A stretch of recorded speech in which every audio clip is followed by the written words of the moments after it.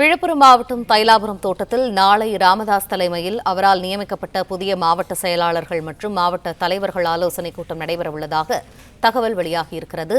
மேலும் தகவல்களை எமது செய்தியாளர் சையத் வழங்க கேட்போம். சையத், இது தொடர்பான விரிவான தகவல்கள் என்ன?